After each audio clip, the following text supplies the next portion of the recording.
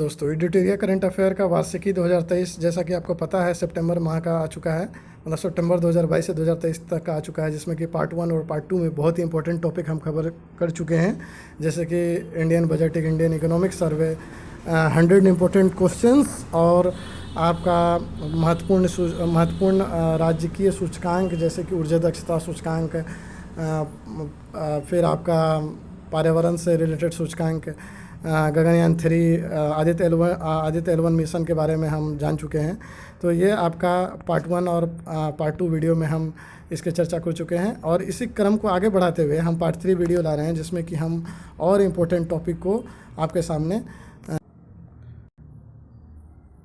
वर्ष 2022-23 के प्रमुख सूचकांक के बारे में हम जानते हैं। विभिन्न रिपोर्ट सूचकांक है ये। एशिया पावर इंडेक्स 2023 जारी करता है लोवी इंस्टीट्यूट सिडनी। प्रथम स्थान है अमेरिका का, वर्तमान में भारत का स्थान चौथा है। ग्लोबल फायर पावर इंडेक्स जारी करता ग्लोबल फायर पावर है, और प्रथम स्थान अमेरिका का है, और वर्तमान में भारत का स्थान इसमें भी चौथा है। विश्व निवेश रिपोर्ट 2023, तो विश्व निवेश रिपोर्ट 2023 जारी करता है अंकटाड। प्रथम स्थान है अमेरिका का, भारत का स्थान है 8वां। जलवायु परिवर्तन प्रदर्शन सूचकांक जारी करता कौन है? जर्मन वॉच है। जलवायु परिवर्तन प्रदर्शन सूचकांक, ये जोर दे के बोल रहे हैं क्योंकि इस टाइप का और एक दो वर्ड मिलते जुलते आएंगे। तो प्रथम 3 में कोई नहीं है, ठीक है, और चौथा स्थान सीधा डेनमार्क का है। जलवायु परिवर्तन प्रदर्शन याद रखेंगे आप, प्रदर्शन सूचकांक में, और भारत का स्थान वर्तमान में 8वां है, ठीक है। वैश्विक आतंकवाद सूचकांक में जो जारी करता IEP है, इसका प्रथम स्थान अफगानिस्तान है, और भारत का स्थान 13वां है। ग्लोबल स्टार्टअप इकोसिस्टम इंडेक्स जारी करता है स्टार्टअप ब्लिंक, और प्रथम स्थान है अमेरिका का, ठीक है। लॉजिस्टिक प्रदर्शन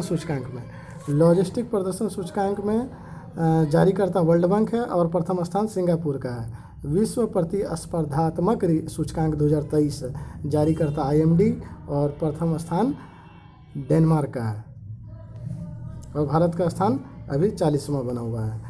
प्रतिस्पर्धात्मक सूचकांक में भारत का स्थान 40वां है। ग्लोबल इनोवेशन इंडेक्स में ये जारी करता कौन है? विश्व बौद्धिक संपदा संगठन।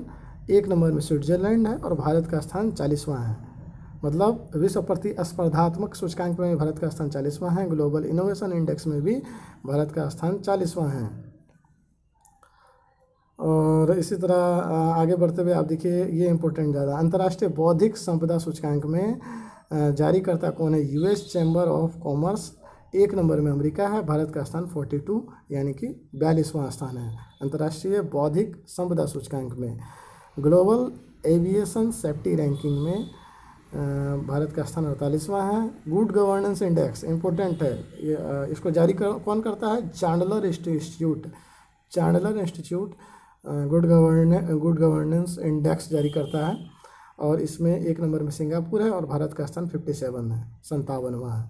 विश्व ऊर्जा संक्रमण सूचकांक जारी करता है विश्व आर्थिक मंच, और 1 नंबर में स्वीडन है। भारत का वर्तमान स्थान 67 मतलब कि 67वां है। वैश्विक ऊर्जा संक्रमण सूचकांक में भारत का स्थान 67वां है। वैश्विक खाद्य सुरक्षा सूचकांक 2022 जारी करता है इकोनॉमिस्ट इम्पैक्ट लंदन, और 1 नंबर में फिनलैंड है पहला स्थान, और भारत का स्थान 68वां है।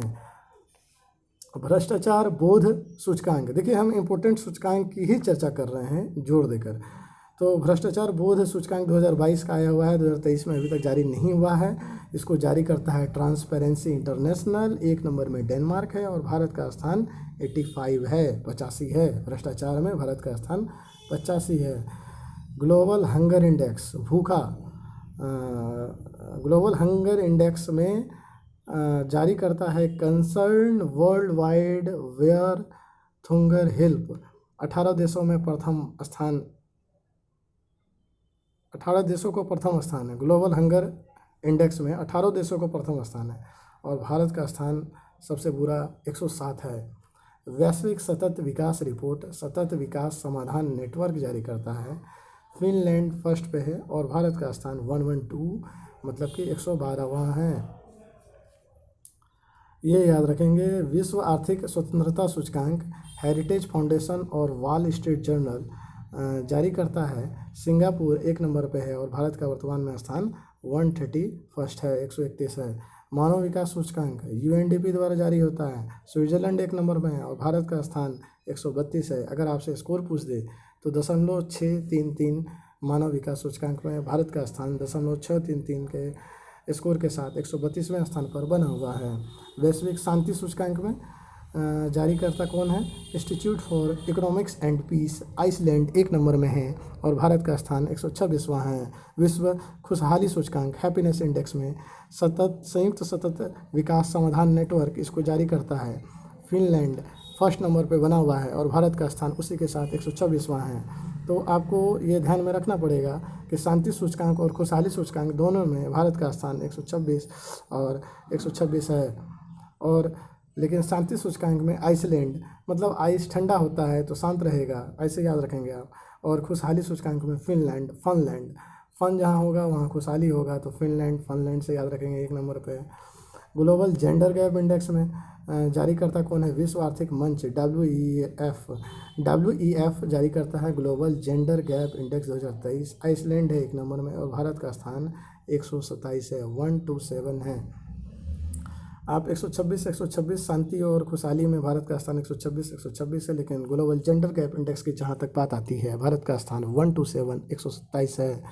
विश्व प्रेस स्वतंत्रता सूचकांक रिपोर्टर्स विदाउट बॉर्डर्स इसका जारी करता है और नॉर्वे 1 नंबर में है, भारत 161वें स्थान पर है। पर्यावरण प्रदर्शन सूचकांक, वहाँ जलवायु पर्यावरण प्रदर्शन सूचकांक था, सिर्फ यहाँ पे पर्यावरण प्रदर्शन सूचकांक है। यहाँ जारी करता है वर्ल्ड इकोनॉमिक फोरम, 1 नंबर में डेनमार्क है और भारत का स्थान 180 है। तो ये आप इम्पोर्टेंट इंडेक्स के बारे में जानकारी रखेंगे, क्योंकि ये विभिन्न एग्ज़ामों में विभिन्न तरीक़ों से पूछा जा सकता है कि जारीकर्ता कौन है, प्रथम स्थान पर कौन है और भारत की मौजूदा स्थिति क्या है, ये आप जारी रखेंगे। वर्ष 2022-23 के महत्वपूर्ण दिवस है, हम उनका थीम हम बहुत ही सटल और बहुत ही क्रक्स आपको देना चाहते हैं, ज़्यादा हम नहीं जाएंगे डीपली। विश्व ओजोन दिवस 16 सितंबर, और इसका थीम ज़्यादा इम्पोर्टेंट नहीं है, सिर्फ विश्व ओजोन दिवस 16 सितंबर को मनाया जाता है, ये याद रखेंगे। अंतर्राष्ट्रीय साक्षरता दिवस 8 सितंबर को मनाया जाता है। अंतर्राष्ट्रीय योग दिवस 21 जून को मनाया जाता है। विश्व रक्तदान दिवस 14 जून को मनाया जाता है। और विश्व पर्यावरण दिवस, इसका थीम इम्पोर्टेंट है, 5 जून को मनाया जाता है। Solution to plastic pollution. तो विश्व पर्यावरण दिवस 5 जून को जो मनाया जाएगा या मनाया जा चुका है, उसका जो थीम है वो इम्पोर्टेंट यहाँ पे बन जाता है, सॉल्यूशन टू प्लास्टिक पॉल्यूशन। विश्व तंबाकू निषेध दिवस, तो विश्व तंबाकू निषेध दिवस 31 मई 2023 को हर साल होता है। तो ग्रो फूड नॉट टोबैको, ये इसका थीम है, ठीक है। जैव विविधता दिवस, पर्यावरण से रिलेटेड आजकल इसलिए आपको ध्यान में रखना ज़रूरी है क्योंकि G20 देख ले और आप अभी के समय में देखेंगे तो पर्यावरण, जैव विविधता ये ज़्यादा इम्पोर्टेंट बन जाता है, इससे रिलेटेड क्वेश्चन पूछना, चाहे वो सूचकांक के मुद्दे पे हो, चाहे वो कब मनाया जाता है, कौन सा दिवस से मनाया जाता है, इसका थीम क्या है, ये बहुत इंपॉर्टेंट है। तो ये याद रखेंगे। From agreement to action build back biodiversity, अंतर्राष्ट्रीय जैव विविधता दिवस की थीम है। तो इसके साथ आप पृथ्वी दिवस बहुत इंपॉर्टेंट है, 22 अप्रैल को मनाया जाता है। इन्वेस्ट इन आवर प्लानेट पृथ्वी दिवस का थीम है, 22 अप्रैल को हर साल मनाया जाता है। विश्व विरासत दिवस 18 अप्रैल को मनाया जाता है। हेरिटेज चेंजेस, छोटा है, पूछ सकता है थीम, हेरिटेज चेंजेस विश्व विरासत दिवस 18 अप्रैल और इसका थीम है हेरिटेज चेंजेस। विश्व स्वास्थ्य दिवस 7 अप्रैल को हेल्थ फॉर ऑल थीम के साथ मनाया जा चुका है। विश्व क्षय रोग दिवस 24 मार्च को मनाया जा चुका है। Yes we can end TB इसका थीम है। विश्व जल दिवस बहुत इंपॉर्टेंट है, 22 मार्च को मनाया जाता है। Accelerating the change to solve water and sanitation, ये इसका थीम है। विश्व जल दिवस का कब मनाया जाता है? 22 मार्च। पृथ्वी दिवस 22 अप्रैल। और इसी के साथ आगे बढ़ते हुए हम जानेंगे कि राष्ट्रीय विज्ञान दिवस 28 फरवरी को मनाया जाता है। Global science for global wellbeing इसका थीम है। अंतर्राष्ट्रीय मातृभाषा दिवस 21 फरवरी। Multilanguage education a necessity to transform ये इसका थीम है। विश्व रेडियो दिवस 13 फरवरी को मनाया जाता है। रेडियो एंड पीस इसका थीम है, ये याद रखेंगे। और विश्व आर्द्र भूमि दिवस 2 फरवरी को मनाया जाता है और इसका थीम है it's time for wetland restoration. विश्व आर्द्र भूमि दिवस 2 फरवरी को मनाया जाता है और इसका थीम है it's time to wetland restoration. राष्ट्रीय मतदाता दिवस कब मनाया जाता है? 26 जनवरी से एक दिन पहले। गणतंत्र दिवस से एक दिन पहले मनाया जाता है 25 जनवरी को। इसका थीम है nothing like voting I vote for sure. राष्ट्रीय युवा दिवस 12 जनवरी। विवेकानंद जी के जयंती पर विकसित युवा विकसित भारत राष्ट्रीय युवा दिवस का थीम है 2023 का। विश्व हिंदी दिवस 10 जनवरी को मनाया जाता है। हिंदी को जनमत की भाषा बनाना और बगैर उनकी मातृभाषा के ये इसका थीम है। और इसी के साथ आगे बढ़ेंगे तो विश्व एड्स दिवस देख लीजिए, ध्यान रखेंगे आप। 1 दिसंबर को मनाया जाता है। बस इसका थीम है इक्वलाइज और ये छोटा थीम है, पूछ सकता है, इक्वलाइज याद रखेंगे। और विश्व खाद्य दिवस भी इम्पोर्टेंट है, ये आप ध्यान में रखेंगे। 16 अक्टूबर को मनाया जाता है। लीव नो वन बिहाइंड इसका थीम है। अंतर्राष्ट्रीय बालिका दिवस का थीम याद रखेंगे, 11 अक्टूबर 2022 को मनाया जाता है। और our time is now, our right our future अंतर्राष्ट्रीय बालिका दिवस का थीम है। विश्व पर्यटन दिवस का थीम है, विश्व पर्यटन दिवस का मनाया जाता है 27 सितंबर और इसका थीम है rethinking tourism for crisis for transformation. और अनदर इम्पोर्टेंट एस्पेक्ट नवीनतम पर्यावरण एवं परिस्थितिकी, ये इम्पोर्टेंट हो जाता है बीपीएससी 69 बीपीएससी एग्ज़ाम के रिगार्डिंग। थोड़ा इसको एक बार एक नज़र में देखते हुए जाएंगे तो आपके लिए फ़ायदेमंद साबित हो सकता है। 17वीं भारत वन स्थिति रिपोर्ट 2021 जारी हुई है और यही रिपोर्ट के अकॉर्डिंग आपसे क्वेश्चन पूछने के प्रबल संभावना है 2023 के 69 बीपीएससी में या कोई भी एग्ज़ाम जो 2023 में आप देने वाले हैं। 17वीं भारत वन स्थिति रिपोर्ट 2021 आपके बहुत काम आएगी। राष्ट्रीय वन नीति 1988 ने यह लक्ष्य रखा था, ये थोड़ा स्टैटिक है, याद रखेंगे। 1988 में राष्ट्रीय वन नीति 1988 में ये लक्ष्य रखा गया था कि देश के कुल भूभाग का 33% आरक्षण 33% भाग वन क्षेत्र होगा। और ये भी याद रखेंगे कि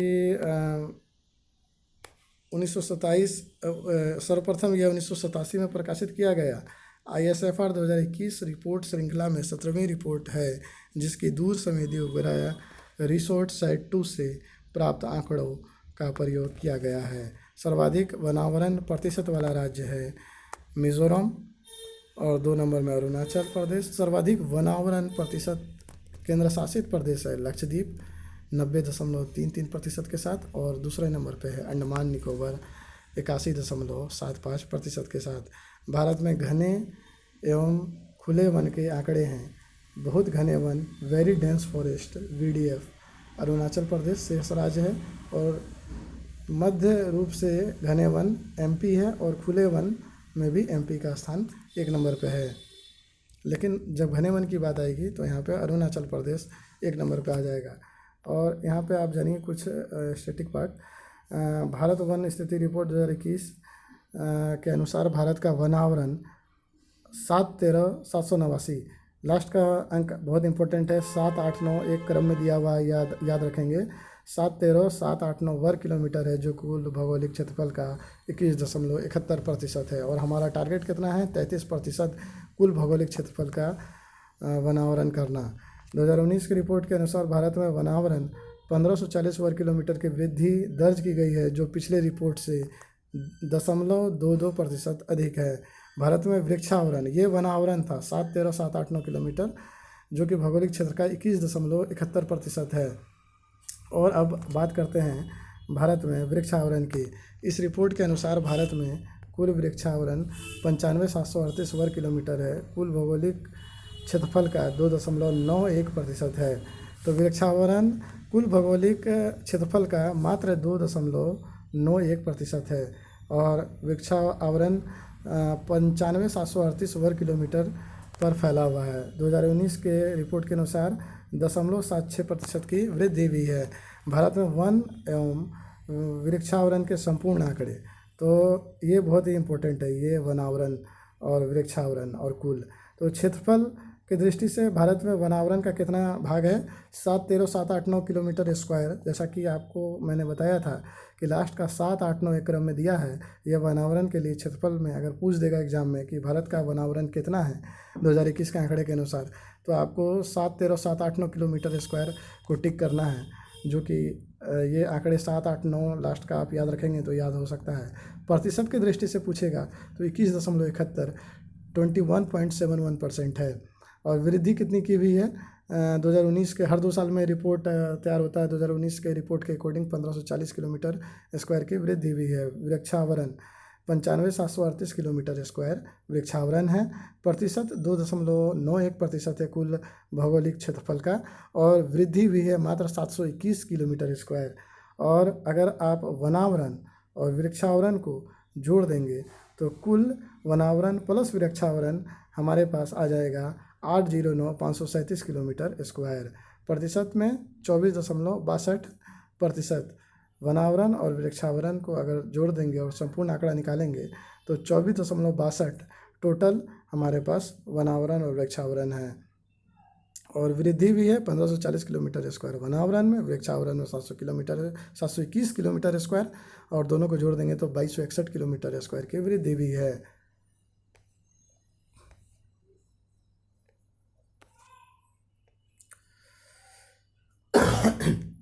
सॉरी दोस्तों, अन्य बिंदु, तो ये अनदर इम्पोर्टेंट एस्पेक्ट आ जाता है। बाघ अभयारण्य में वन क्षेत्र 55,666.27 किलोमीटर स्क्वायर है, जो देश के कुल वन क्षेत्र का 7.48।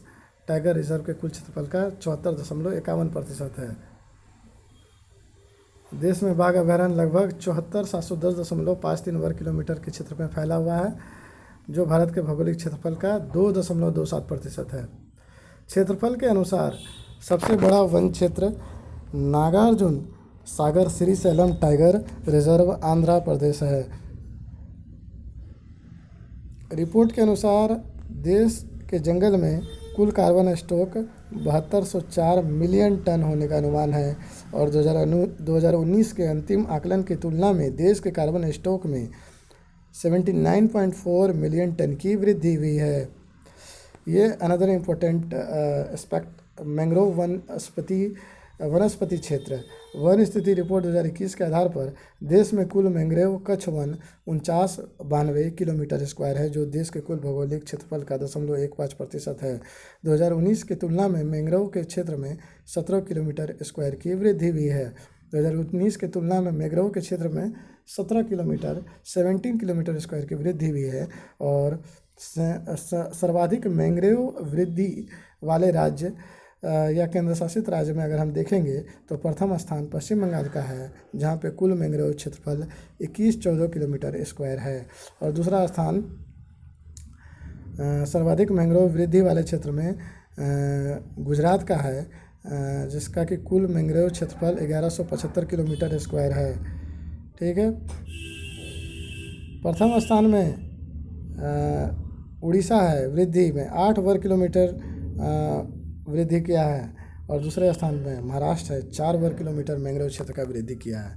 तो अगर वृद्धि में पूछेंगे तो उड़ीसा सबसे तेज़ी से मैंग्रोव क्षेत्र को बढ़ा रहा है आगे, लेकिन अगर क्षेत्रफल की दृष्टि से देखेंगे तो पश्चिम बंगाल में सबसे ज़्यादा मैंग्रोव वन है, लेकिन वृद्धि उड़ीसा कर रहा है। ये थोड़ा सा ध्यान रखेंगे। तो थोड़ा सा हम यहाँ पे ये देख लीजिए, इम्पोर्टेंट पॉइंट है। स्वतंत्रता के 75 वर्ष में भारत के 75 रामसर स्थल, वर्ष 2022 में रामसर स्थल में शामिल भारत की आर्द्रभूमियाँ। तो ये थोड़ा स्टैटिक पार्ट याद रखेंगे। आर्द्रभूमि संरक्षण हेतु 1971 में ईरान के रामसर में सम्मेलन हुआ, और इसके समझौते 1975 में प्रभावी हुए। भारत में 1982 में शामिल हुआ, ठीक है। भारत 1982 में रामसर में शामिल हुआ, और रामसर कहाँ है? ईरान में है।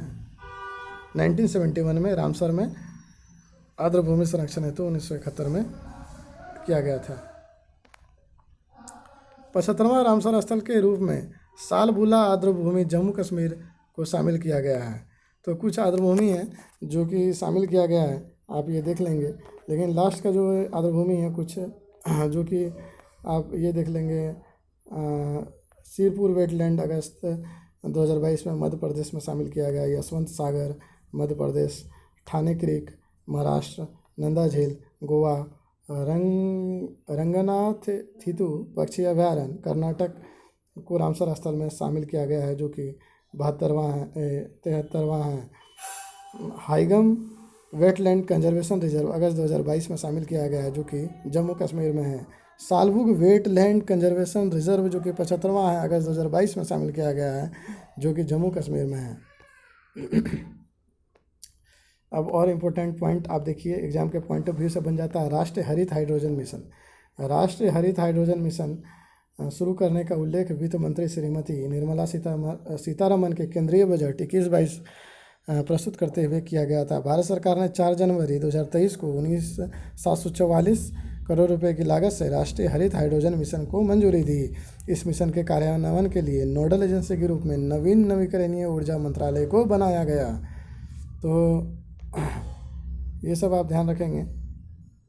नीति आयोग की रिपोर्ट के अनुसार भारत में हरित हाइड्रोजन बाजार संचयी मूल्य वर्ष 2030 तक $8 बिलियन, वर्ष 2050 तक $340 बिलियन हो जाएगा।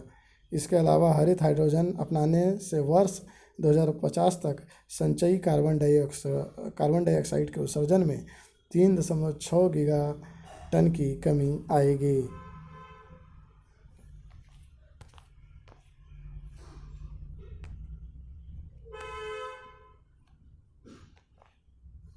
ये थोड़ा ध्यान रखेंगे। केंद्र सरकार द्वारा लाए गए नए अधिनियम वन संरक्षण नियम 2022। उद्देश्य है पर्यावरण वन जलवायु परिवर्तन मंत्रालय ने वन संरक्षण 2022 को वन अधिनियम 1980 के तहत अधिसूचित किया है। वन जीव संरक्षण संशोधन अधिनियम 2022। यह अधिनियम 1 अप्रैल 2023 से लागू होगा। इसके तहत 1972 के वन जीव संरक्षण अधिनियम में संशोधन होगा, ठीक है। बैटरी अपशिष्ट प्रबंधन नियम 2022। सरकार 24 अगस्त 2022 को इस नियम को प्रकाशित किया ताकि बेकार बैटरियों का पर्यावरणीय रूप से उचित प्रबंधन सुनिश्चित किया जा सके, और नए बैटरी प्रबंधन और हैंडलिंग नियम 2001 की जगह लेगा।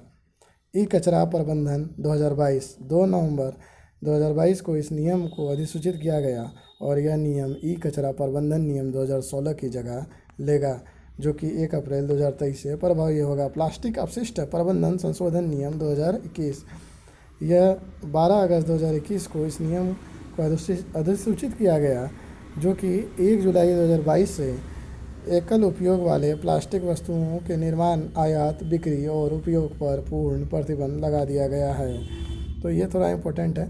और सबसे important environment to the point, इसको करके हम ख़त्म कर देंगे। ये आप इम्पोर्टेंट है, आप देखते चलिए। वैश्विक समुदाय के कवक के महत्व पर जोर देने के लिए संयुक्त राष्ट्र जैव विविधता ने फंगा अभियान शुरू किया है, जिसमें वनस्पतियों और जीव फ्लोरा और फौना के साथ कवक फंगा शब्द को शामिल करने का आग्रह किया है। 2005 से 2019 तक भारत के ग्रीन हाउस उत्सर्जन के दर में उल्लेखनीय रूप से 33% की कमी की है। यह भारत की UNFCCC के प्रति उसकी प्रतिबद्धता और अधिक रेखांकित होती है। 2030 तक भारत अपनी उत्सर्जन तीव्रता को 2005 के स्तर पर 45% कम करने का संकल्प लिया है। ब्राज़ील के शहर बेलम आयोजित अमेजन सहयोग संधि संगठन शिखर सम्मेलन के दौरान दक्षिण अमेरिका देशों के प्रमुख अमेजन वर्षावन की सुरक्षा को प्राथमिकता दी। भारत के G20 अध्यक्ष के चौथी पर्यावरण और जलवायु स्थिरता कार्य समूह ECSWG और पर्यावरण जलवायु मंत्रियों की बैठक 26 से 28 जुलाई 2023 को चेन्नई में आयोजित की गई। बॉम्बे हाई कोर्ट की गोवा पीठ ने गोवा सरकार को महादेई वन्य जीव अभयारण्य को अन्य देश अन्य क्षेत्रों के वन्यजीव संरक्षण के तहत बाघ रिजर्व घोषित करने का निर्देश दिया है। 22-23 जून 2023 को नए वैश्विक वित्तीय संधि के लिए शिखर सम्मेलन का आयोजन पेरिस, फ्रांस में किया गया है। इस शिखर सम्मेलन की घोषणा 27वें सम्मेलन COP27 में की गई थी। 7 जून 2023 को हवाई में स्थित सक्रिय ज्वालामुखी किलाऊ में विस्फोट की घटना हुई है। जैसा कि हम जानते हैं कि किलाऊ सबसे सक्रिय ज्वालामुखी भी है। पर्यावरण, वन, जलवायु परिवर्तन मंत्री भूपेंद्र यादव ने 15 मई 2023 को नई दिल्ली में मेरी लाइफ नामक एक मोबाइल एप्लीकेशन का शुभारंभ किया है। यूरोपीय संघ EU ग्रीन हाउस गैसों के उत्सर्जन को कम करने के लिए फिट फॉर 55 नामक व्यापक जलवायु कार्य योजना पेश की है, जिसका उद्देश्य है 2030 तक ग्रीन हाउस गैस उत्सर्जन को कम करना 55% तक करना है। ब्रिटेन के प्रधानमंत्री ऋषि सुनक ब्राज़ील के अमेजन फंड में $101 मिलियन से अधिक का योगदान देने की घोषणा की है, जो दक्षिण अमेरिकी वर्षा वन में कटाई को रोकने का प्रयास करता है।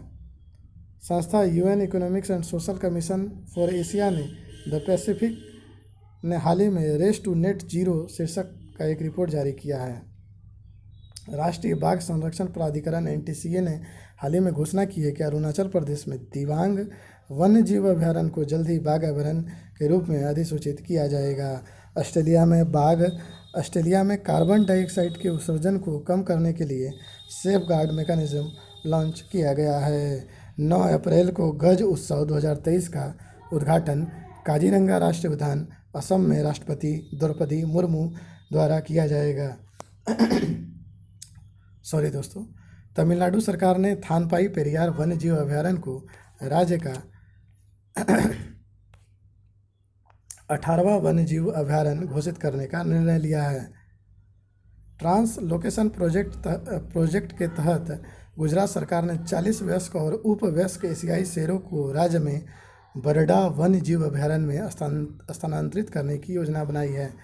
भारत ने बड़ी बिल्लियों की रक्षा के लिए अपने नेतृत्व में एक मेगा वैश्विक गठबंधन शुरू करने और $100 मिलियन की गारंटीकृत धनराशि के साथ 5 वर्षों के समर्थन का आश्वासन दिया है। अमृत धरोहर योजना का उद्देश्य आर्द्र भूमि के इष्टतम उपयोग को बढ़ावा देकर संरक्षण करना है। मिष्टी योजना है, जिसका मुख्य उद्देश्य समुद्र तट के किनारे मैंग्रोव वृक्षारोपण करना है। देश के तटीय इलाकों में मैंग्रोव के पौधे रोपे जाएंगे। नेक्स्ट इंपॉर्टेंट क्वेश्चन, केंद्र सरकार ने गुजरात के एक क्षेत्र में एशियाई शेरों के संरक्षण के लिए Lion@47 विजन फॉर अमृतकाल योजना अनावरण किया है। 1972 में हुए स्टॉकहोम 50 वर्ष पूरे होने के उपलक्ष्य में स्वीडन की राजधानी स्टॉकहोम में स्टॉकहोम +50 का आयोजन किया गया है।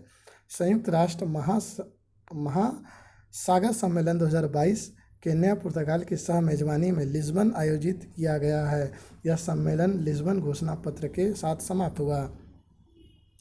प्रधानमंत्री मोदी के गुजरात में केवड़िया में स्थित स्टैच्यू ऑफ यूनिटी से मिशन लाइफ का फुल फॉर्म है लाइफ स्टाइल फॉर एनवायरनमेंट का शुभारंभ किया गया है। इसका उद्देश्य पर्यावरण की रक्षा और संरक्षण के लिए व्यक्तिगत एवं सामूहिक कार्रवाई को बढ़ावा देना है। इसके अंतर्गत कम से कम 80% गाँवों और शहरी निकायों को 2028 तक पर्यावरण के अनुकूल बनाने का लक्ष्य निर्धारित किया गया है। नेक्स्ट क्वेश्चन है, केंद्रीय पर्यावरण, वन और जलवायु परिवर्तन मंत्री भूपेंद्र यादव ने 28 सितंबर 2022 को दुबई, संयुक्त अरब अमीरात में 8वां वर्ल्ड ग्रीन इकोनॉमी समिट के दौरान हुए मंत्री स्तरीय गोलमेज सम्मेलन में भारत का प्रतिनिधित्व किया है। जम्मू कश्मीर का पल्ली पंचायत भारत का पहला कार्बन न्यूट्रल पंचायत बन गया है। याद रखेंगे, इम्पोर्टेंट है। अब नेक्स्ट, यमुना पर आज़ादी का अमृत महोत्सव कार्यक्रम में अर्थ गंगा अवधारणा के तहत नई पहलों की शुरुआत की गई है। जलज पहल इसका उद्देश्य गंगा नदी के तटों के आसपास आजीविका के अवसर को बढ़ावा देना है। इसकी शुरुआत 26 स्थानों पर की गई है। प्राकृतिक खेती और पर्यटन संबंधी पोर्टल IM अवतार स्थानीय उत्पादक विपणन को बढ़ावा देना है, पर्यटन के सुविधाजनक बनाना है। भारत टैप, भारत टैप पहल के अंतर्गत क्या है, आवास और शहरी मामलों के मंत्रालय के उद्देश्य इसके तहत कम बहाव वाले टैप फिक्सचर के उपयोग को बढ़ावा दिया जाएगा। जल दूत ऐप, ये ग्रामीण विकास मंत्रालय द्वारा जारी किया गया है। उद्देश्य है इसका प्रयोग गांव में चयनित कुओं के जल स्तर की पहचान करने के लिए किया जाएगा। यूएनसीसीडी के COP15 का आयोजन कोटे के आइवर के आबिदजान में किया गया है। थीम है इसका COP15 का, भूमि जीवन विरासत अभाव से समृद्धि की ओर।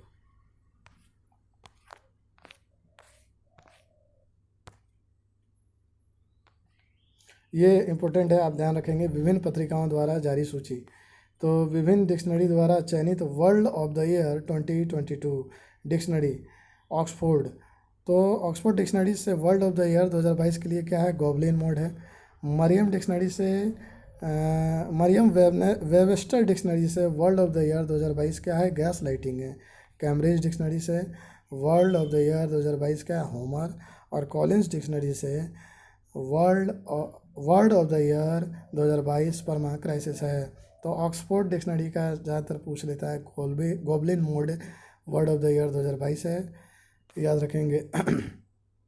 फोर्ब्स अरबपति सूची 2023 जारी हो चुकी है। विश्व में रैंक अगर देखा जाए तो फर्स्ट रैंक में बर्नार्ड अर्नाल्ड एंड फैमिली है, जो कि फ्रांस के है, विश्व के टॉप अरबपति है। सेकंड स्थान पे अगर देखा जाए तो एलन मस्क टेस्ला के मालिक है। और 9वें नंबर पे देखा जाए वर्ल्ड में तो मुकेश अंबानी रिलायंस इंडस्ट्री के मालिक है। दुनिया में अरबपतियों के मामले में भारत अमेरिका और चीन के बाद तीसरे स्थान पर है। अरबपति के मामले में भारत तीसरे स्थान पे है। फोर्ब्स शक्तिशाली महिला सूची 2022 जारी हो चुका है, जिसमें कि 100 सबसे शक्तिशाली महिलाओं की सूची में 6 भारतीय महिलाओं को शामिल किया गया है, जिसमें कि निर्मला सीतारमन का 36वां स्थान है। सबसे मतलब महिलाओं में, भारतीय महिलाओं में 6 महिलाओं शामिल की गई है, जिसमें कि 1 नंबर में सीतारमन है, रोशनी नादर पे 53वें स्थान पर है, माधवीपुरी बुच 54वें स्थान पर है, शोभा मंडल 67वें स्थान पर है, किरण मजूमदार 72वें स्थान पर है और फाल्गुनी नायर 89वें स्थान पर है। इस सूची में पहले स्थान पर उर्सुला वान डेर लेयन है। कौन है ये, यूरोपीय यूनियन की अध्यक्ष है, इसका स्थान पहला है उर्सुला वान डेर लेयन का। 2023 की फॉर्च्यून ग्लोबल 500 सूची में प्रथम स्थान पर, मतलब टॉप 3 वैश्विक कंपनी में प्रथम स्थान पर वालमार्ट का अमेरिका है, सेकंड स्थान पर सऊदी अरामको सऊदी अरब का है। और टॉप 3 भारतीय कंपनी की बात की जाए तो 88वें नंबर पे है, टॉप 100 पे जगह बनाए हुए हैं रिलायंस इंडस्ट्री, 94वें नंबर पे है इंडियन ऑयल और 107 नंबर पे है हमारा आपका LIC, ज़िंदगी के साथ भी और ज़िंदगी के बाद भी। टाइम पत्रिका में शामिल सबसे प्रभावशाली पर भारतीय व्यक्ति कौन है, तो फिल्म अभिनेता शाहरुख खान। 2023 की सूची में 2 ही व्यक्ति है, फिल्म अभिनेता शाहरुख खान टाइम्स पत्रिका में शामिल भारतीय है और फिल्म निर्देशक SS राजामौली।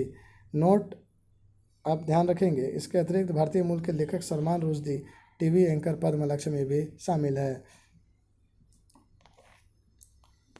और टॉप 500 सुपर कंप्यूटर के शीर्ष 3 कंप्यूटर को अगर आप देखेंगे तो पहला फ्रंटियर कंप्यूटर है और दूसरा फुगाकू जापान का है। और भारत का शीर्ष 3 कंप्यूटर को आप देखेंगे तो 75वां नंबर पे एरावत है और 131वां नंबर पे परम सिद्धि है, जो CDSE पुणे द्वारा विकसित किया गया है। और 75वां जो एरावत है वो भी CDSE पुणे द्वारा विकसित किया गया है। लेकिन फ्रंटियर अमेरिका का जो कंप्यूटर है, यह सबसे सुपर फास्ट कंप्यूटर है। टॉप 500 कंप्यूटर में सबसे सुपर फास्ट कंप्यूटर है फ्रंटियर अमेरिका का। आप ये ध्यान रखेंगे, भारत का नया संसद भवन पूछ सकता है एग्जाम में, बहुत ही इंपॉर्टेंट है। भारत की प्रधानमंत्री श्री नरेंद्र मोदी ने 28 मई 2023 को नवनिर्मित संसद भवन का उद्घाटन किया और 10 दिसंबर 2020 को इस नए संसद भवन की आधारशिला मोदी ने रखी थी। नए संसद भवन का उद्घाटन के अवसर पर 75 रुपये का सिक्का लॉन्च किया गया है। ये बहुत इंपॉर्टेंट क्वेश्चन है, BPSC इस तरह के क्वेश्चन पूछता है। नए संसद भवन में कितने रुपए का सिक्का लॉन्च किया गया है, तो 75 रुपये का सिक्का भारत के सेंट्रल विस्टा पुनर्विकास परियोजना के हिस्से के रूप में नई दिल्ली में नए संसद भवन का निर्माण किया गया। आर्किटेक्ट बिमल पटेल के द्वारा डिजाइन किए गए नए संसद भवन का निर्माण टाटा प्रोजेक्ट लिमिटेड द्वारा किया गया है। तो नए संसद भवन की कुछ विशेषताएं हैं जो कि आपको जानना बहुत ही आवश्यक है। इसका आकार कैसा है? तो इसका आकार ऐसा है, त्रिकोणीय है, त्रिभुजाकार है। नए संसदीय भवन में तीनों मुख्य द्वार जल, थल और नभ को समर्पित है। तो नए संसद भवन में 3 मुख्य द्वार है जिसको कि जल, थल और नभ को समर्पित कर दिया गया है। नए संसद भवन के 3 मुख्य द्वार जल, नभ और थल द्वार को क्रमशः ज्ञान द्वार, शक्ति द्वार और कर्म द्वार से नामित किया गया है। संसद भवन में राजस्थान से लाए गए ग्रेनाइट और बलुआ पत्थर का प्रयोग किया गया है। और अनदर इम्पोर्टेंट पॉइंट है, संसद भवन की छत पर राष्ट्रीय प्रतीक का निर्माण किया गया है और राष्ट्रीय प्रतीक कांस्य से बना हुआ है जिसकी ऊंचाई 6.5 मीटर है। नए संसद भवन में लोकसभा कक्ष में 888 और राज्यसभा कक्ष में 384 प्रतिनिधियों की बैठने की व्यवस्था की गई है। प्रधानमंत्री नरेंद्र मोदी ने संसद में नंदी के साथ पवित्र सिंगोल की स्थापना की है। और सिंगोल के बारे में आप जान ले, ये एग्ज़ाम के पॉइंट ऑफ व्यू से इम्पोर्टेंट हो जाता है कि सिंगोल सत्ता हस्तांतरण की पहचान रहा है। तमिल संस्कृति का यह देन है। यह राजदंड 5 फीट लंबा है और इसके शीर्ष पर नंदी बैल जो न्याय का प्रतीक है। लोकसभा का आंतरिक हिस्सा राष्ट्रीय पक्षी मोर पर आधारित है, वहीं राज्यसभा का आंतरिक हिस्सा राष्ट्रीय वृक्ष बरगद पर आधारित है। सिंगोल के बारे में जान लें, जब अंग्रेज 1947 में भारत के आज़ाद होने के बाद छोड़ के जा रहे थे तो माउंटबेटन उस समय गवर्नर जनरल थे। तो वो अंग्रेजी सत्ता को भारतीय प्रधानमंत्री जवाहरलाल नेहरू को सौंपते हुए सिंगोल को सौंपा था। तो उसी समय से सिंगोल की प्रथा चली आ रही है कि अपना सत्ता हस्तांतरण के रूप में सिंगोल एक प्रतीक चिन्ह रहा है। तो ये बहुत इम्पोर्टेंट है कि प्रधानमंत्री 2023 में विदेश दौरा किया था और विभिन्न देशों के सर्वोच्च राजकीय सम्मान भी उन्हें मिला है। ग्रीस का उन्हें राजकीय सम्मान मिला है जिसका नाम है Grand cross of the order of Honour. ये ग्रीस ने मोदी को सम्मान दिया था। फ्रांस का सम्मान है प्रधानमंत्री मोदी को grand cross of legion of honour. मिस्र का सम्मान है order of the Nile. Papua New Guinea ने companion of the order of Logohu से प्रधानमंत्री मोदी को सम्मानित किया था। फिजी ने companion of the order Fiji से प्रधानमंत्री मोदी को सम्मानित किया था। पलाऊ गणराज्य ने एबाकल award the Republic of Palau से सम्मानित किया था। ये तो नाम से ही स्पष्ट है, लेकिन ज़्यादा ग्रीस जो है Grand cross of the order of Honour, ये ग्रीस द्वारा प्रधानमंत्री मोदी को सम्मानित किया गया था। फ्रांस द्वारा Grand cross of the Legion of Honour, यह फ्रांस द्वारा पीएम मोदी को सम्मानित किया गया था। और मिस्र द्वारा ऑर्डर ऑफ द नाइल से सम्मानित किया गया था। वर्ष 2022-23 में चर्चित पुरस्कार के बारे में आप जान ले तो मैन बुकर पुरस्कार 2023 विजेता है जॉर्जी गोस्पोदिनोव जो बुल्गारिया की रहने वाली है। और मैन बुकर पुरस्कार अंतर्राष्ट्रीय पुरस्कार गीतांजलि सिंह भारतीय को मिला था टॉम्ब ऑफ द सेंट के लिए। और अभी जो 2023 का मिला है जॉर्जी गोस्पोदिनोव को मैन बुकर अंतर्राष्ट्रीय पुरस्कार, वो टाइम शेल्टर के लिए मिला है और इसके अनुवादक है एंजेला रोडल। बुकर पुरस्कार 2022 सेहान करुणाताली का श्रीलंकाई लेखक है the 7 moon of mall Almeida के लिए मिला है। जैसे भी साहित्य पुरस्कार 2022 खालिद जावेद उर्दू लेखक है, पुस्तक द पैराडाइज ऑफ फूड के लिए मिला है। ज्ञानपीठ पुरस्कार 57वां 2022 के लिए कोंकणी उपन्यासकार दामोदर मौजो को मिला है। बाल साहित्य पुरस्कार 2023 बहुत इंपॉर्टेंट है, यह कुल 22 व्यक्तियों को दिया गया है। हिंदी भाषा में सूर्यनाथ सिंह कोटुक ऐप के लिए दिया गया है। युवा पुरस्कार 2023 साहित्य अकादमी द्वारा दिया गया है। हिंदी भाषा के लिए अतुल कुमार राय और कीर्ति चांदपुर की चंदा के लिए दिया गया है। अंग्रेजी भाषा में अनिरुद्ध कनिसेट्टी युवा पुरस्कार दिया गया है अंग्रेजी भाषा के लिए अनिरुद्ध कनिसेट्टी को। और कृति है इसका लॉर्ड्स ऑफ डेक्कन के लिए। रैमन मैग्सेसे पुरस्कार 2023 ये 4 लोगों को दिया गया है, जिसमें कि भारतीय है आर रविकन्नन, सर्जिकल ऑन्कोलॉजिस्ट मेडिकल क्षेत्र में दिया गया है। और कोरवी रक्षंद बांग्लादेश की मिला है। और तीसरा पुरस्कार मिरियम कोरोनेल फेरर फिलीपींस को मिला है। यूजेनियो लेमोस तिमोर लेसेस्टो को मिला है। विभिन्न शांति पुरस्कार आप ध्यान में रखेंगे। वर्ष 2021 के लिए गीता प्रेस गोरखपुर को मिला है शांति पुरस्कार। वर्ल्ड गांधी शांति पुरस्कार वर्ष 2021 के लिए गीता प्रेस गोरखपुर को मिला है। यूनेस्को शांति पुरस्कार जर्मनी के पूर्व चांसलर एंजेला मार्केल को सीरिया, इराक, अफगानिस्तान आदि से आए शरणार्थियों का स्वागत करने के लिए दिया गया है। गांधी मेंडल पुरस्कार 2022 दलाई लामा हिमाचल प्रदेश के राज्यपाल द्वारा दिया गया है। इंदिरा गांधी शांति निशस्त्रीकरण और विकास पुरस्कार 2022 इंडियन मेडिकल एसोसिएशन एवं trade nurses organisation of India को इस पुरस्कार के लिए चुना गया है। तो आप ये ध्यान में रखेंगे। बिहारी पुरस्कार 2022 का 32वां मिला है डॉक्टर माधव हाड़ा को, और इसका कृति था पचरंग चोला पहन सखीरी। व्यास सम्मान 2022 का 32वां है। यह विजेता है ज्ञान चतुर्वेदी, हिंदी लेखक है। इनकी कृति थे पागलखाना। और सरस्वती सम्मान 2022 ये भी 32वां नंबर का है, और इसका विजेता है शिव शंकरी, तमिल लेखिका है। ये शिव शंकरी तमिल लेखिका है, और इसका कृति था शिव सूर्यवंशम। तो व्यास सम्मान 32वां ज्ञान चतुर्वेदी, और कौन सी किताब के लिए? पागलखाना के लिए। बिहारी पुरस्कार 32वां डॉक्टर माधव हाड़ा, और इसका कृति था पचरंग चोला पहन सखीरी। राजा राम मोहन राय राष्ट्रीय पुरस्कार ABK प्रसाद, ध्यान में रखेंगे आप, उतना इंपॉर्टेंट नहीं है। लेकिन रविन्द्रनाथ टैगोर साहित्य पुरस्कार सुधीन सेन और शोभना कुमार को दिया गया है। तो आगे राष्ट्रीय खेल पुरस्कार 2022 इम्पोर्टेंट हो जाता है। मेजर ध्यानचंद खेल रत्न पुरस्कार शरद कमल अचंता टेबल टेनिस के लिए दिया गया है। और अर्जुन अवार्ड 2022 में कुल 25 खिलाड़ियों को दिया गया है। और पद्म पुरस्कार पहली बार 1954 में प्रदान किया गया था। यह बहुत इंपॉर्टेंट है। ये पद्म पुरस्कार 2023 का जो है ना बहुत इंपॉर्टेंट है। 2023 में 106 पद्म पुरस्कारों की घोषणा की गई, जिसमें कि पद्म विभूषण 6, पद्म भूषण 9 और पद्म श्री 91 है। जब तीनों को जोड़ देंगे तो 106 पद्म पुरस्कार हो जाएगा, जिसमें 19 महिलाएं, 2 विदेशी और 7 मरणोपरांत व्यक्ति शामिल है। पद्म विभूषण आप ध्यान में रखेंगे ही रखेंगे, चाहे जैसे भी हो। कुल 6 लोगों को दिया गया है, जिसमें कि बालकृष्ण दोषी है, मरणोपरांत दिया गया है वास्तुकला के लिए, गुजरात के रहने वाले हैं। श्री जाकिर हुसैन कला के लिए दिया गया है, महाराष्ट्र के रहने वाले हैं। और SM कृष्णा लोक कार्य के लिए दिया गया है, कर्नाटक के रहने वाले हैं। और पद्म विभूषण श्री दिलीप महालनोबिस को दिया गया है मरणोपरांत, ये चिकित्सा के लिए दिया गया है, और ये पश्चिम बंगाल के रहने वाले हैं। और 5वां पद्म विभूषण श्रीनिवास वर्धन को दिया गया है विज्ञान और इंजीनियरिंग के क्षेत्र में, और ये USA के हैं। श्री मुलायम सिंह यादव मरणोपरांत दिया गया है लोक कार्य के लिए, ये UP के पूर्व मुख्यमंत्री रह चुके थे।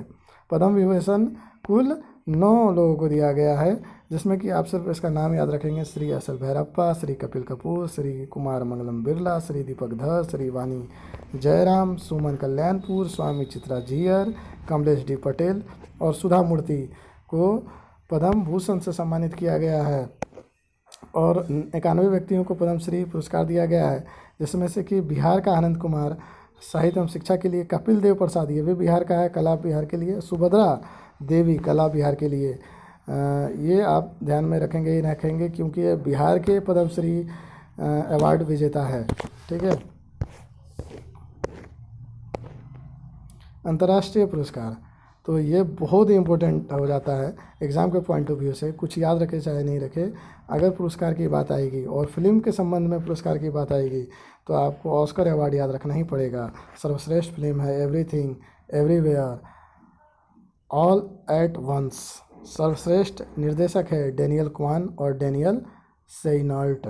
सर्वश्रेष्ठ अभिनेता है ब्रेंडन फ्रेजर द वेल के लिए। सर्वश्रेष्ठ अभिनेत्री है मिशेल योह। और best original song Naatu Naatu film RRR का सॉन्ग के लिए मिला है और इसमें भारत ने पहली बार एक कीर्तिमान स्थापित कर दिया है। Best documentary short film the elephant whisper के लिए भारतीय फिल्म को दिया गया है। अन्य तथ्य, दीपिका पादुकोण ऑस्कर में प्रस्तुति देने वाली तीसरी भारतीय बन गई है। चलिए अब RRR का जो नाटू सॉन्ग था इसके बारे में कुछ जान ले। इसके संगीत MM कीरावानी, संगीतकार MM कीरावानी है, गीतकार चंद्र बोस है, गायक काल भैरव और राहुल सिपली गुंज है, कोरियोग्राफर प्रेम रक्षित है और द एलिफेंट विस्पर के निर्माता गुनीत मूंगा है और निर्देशक कार्तिक गोंजाल्विस है। तो 80 नंबर का गोल्डन ग्लोब अवार्ड द फेबल्समैन सर्वश्रेष्ठ फिल्म को मिला है और इसके अभिनेता थे ऑस्टिन बटलर, अभिनेत्री थी केट बैचलैंड और सर्वश्रेष्ठ निर्देशक थे स्टीवन स्पिलबर्ग। बेस्ट सॉन्ग था नाटू RRR।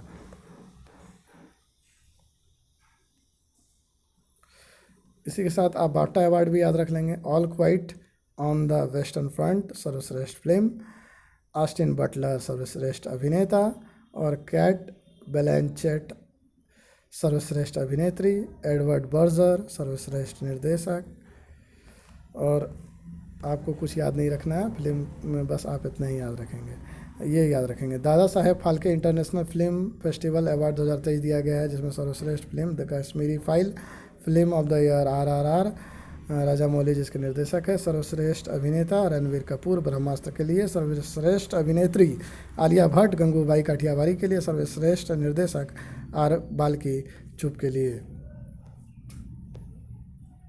पर्यावरण संबंधी पुरस्कार स्वच्छ सुजल शक्ति सम्मान, जल शक्ति मंत्रालय के तहत राष्ट्रपति श्रीमती द्रौपदी मुर्मू ने 36 महिला वांस चैंपियंस को स्वच्छ सुजल शक्ति सम्मान 2023 प्रदान किया है। जल शक्ति अभियान कैच द रेन 2023 की शुरुआत की गई है। मुख्य विषय पेयजल के लिए स्थिर स्रोत है। टैगलाइन है catch the rain where is fall when the fall. यह पुरस्कार 3 श्रेणियों में प्रदान किया गया है: स्वच्छ भारत मिशन ग्रामीण, जल जीवन मिशन, राष्ट्रीय जल मिशन। और इम्पोर्टेंट पॉइंट आप याद रखेंगे, बिहार के एग्ज़ाम के पॉइंट ऑफ व्यू से स्वच्छ जल भारत मिशन ग्रामीण के तहत बिहार की बबीता गुप्ता को मुजफ्फरपुर से जो कि बिलोंग करती है राष्ट्रपति ने पुरस्कृत किया है। चौथा राष्ट्रीय जल पुरस्कार 2022 जल शक्ति मंत्रालय द्वारा घोषित उपराष्ट्रपति जगदीप धनखड़ द्वारा प्रदान किया गया है और सर्वश्रेष्ठ प्रदर्शन करने वाला राज्य MP मध्य प्रदेश है और सर्वश्रेष्ठ जिला गंजम और सर्वश्रेष्ठ ग्राम पंचायत जगन्नाथपुरम तेलंगाना का है और सर्वश्रेष्ठ जिला गंजम जो कि उड़ीसा का है। आपदा प्रबंधन पुरस्कार सुभाष चंद्र बोस आपदा प्रबंधन पुरस्कार संस्थागत श्रेणी में उड़ीसा राज्य आपदा प्रबंधन प्राधिकरण एवं लुंगियर फायर स्टेशन मिजोरम को दिया गया है। और सुभाष चंद्र बोस आपदा प्रबंधन पुरस्कार 2022 गुजरात आपदा प्रबंधन संस्थान को दिया गया था, लेकिन 2023 के लिए उड़ीसा राज्य आपदा प्रबंधन पुरस्कार दिया गया है। व्यक्तिगत श्रेणी में आपदा प्रबंधन पुरस्कार किसी व्यक्ति को नहीं दिया गया है, लेकिन 2022 में व्यक्तिगत श्रेणी में प्रोफेसर विनोद शर्मा को दिया गया था।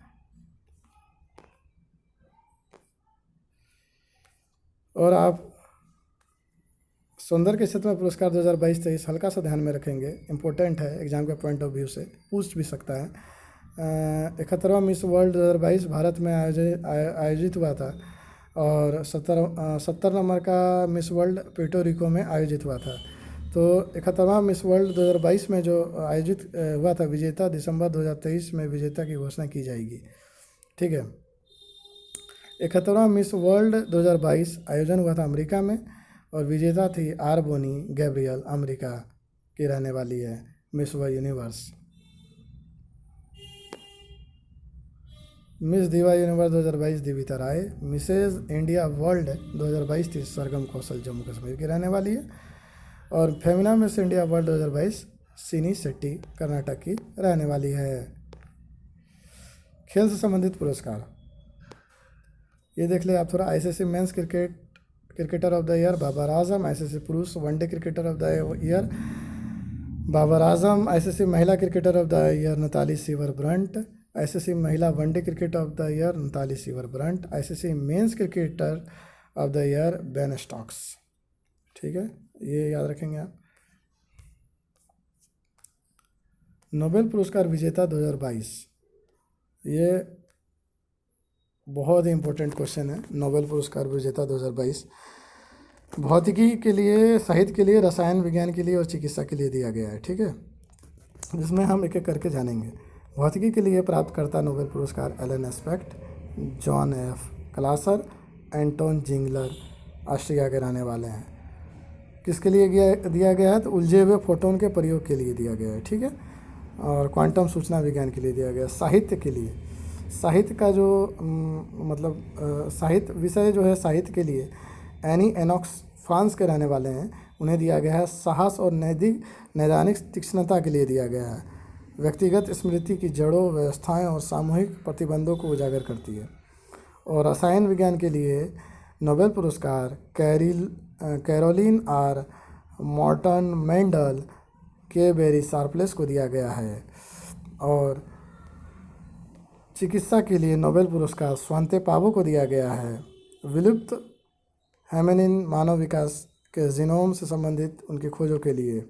और शांति के लिए एलेस विलियात्स्की बेलारूस के रहने वाले हैं, मेमोरियल रूस को दिया गया है। और Centre for Civil Liberties Ukraine को दिया गया है। अर्थशास्त्र के लिए नोबेल पुरस्कार बेन एस बर्नावके यूएसए को दिया गया है। डगलस डब्ल्यू डायमंड यूएसए को दिया गया है। और अर्थशास्त्र फिलिप एच डाइविग यूएसए के रहने वाले हैं, उनको दिया गया है। बैंकों के वित्तीय संकट पर शोध के लिए दिया गया है। तो आप, ये बहुत ही इम्पोर्टेंट है नोबेल पुरस्कार भौतिकी, साहित्य, रसायन, चिकित्सा, शांति और अर्थशास्त्र के विषय में कि किनको दिया गया है, ये ज़्यादा इम्पोर्टेंट है, याद रखेंगे। 69 बीपीएससी में ये ज़रूर पूछेगा। भौतिकी के लिए एलन, आप याद रखने के लिए हम एक ट्रिक बता सकते हैं जो कि आप पे अगर सूट करे तो आप ज़रूर याद करेंगे। भौतिकी के लिए एलन जॉन एंटोन, बस आप पहला लेटर याद रखेंगे। एलन जॉन एंटोन भौतिकी के लिए दिया गया। साहित्य के लिए एनी एनॉक्स, सिंपल सा नाम है एनी एनॉक्स। और रसायन विज्ञान के लिए, जैसा कि आप रसायन विज्ञान में मेंडल को पढ़े तो मेंडल याद रखेंगे। कैरोलिन मॉर्टन मेंडल के बेरी शार्पलेस, तो कैरोलिन मेंडल शार्पलेस रसायन विज्ञान के लिए। और चिकित्सा के लिए स्वांते पावो, चिकित्सा के लिए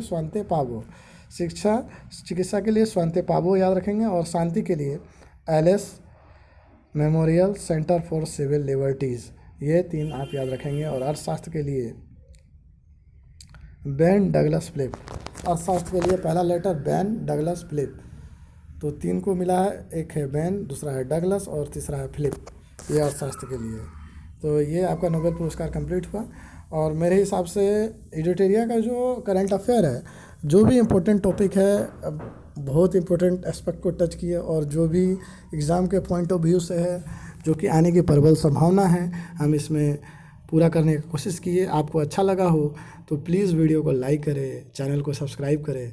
आप करते तो है नहीं, लेकिन फिर भी आप करेंगे तो हमें अच्छा लगेगा। बहुत मेहनत कर रहे हैं आपके लिए एग्ज़ाम के टाइम में, तो थोड़ा सा ध्यान रखिए। और एग्ज़ाम के लिए ऑल द बेस्ट।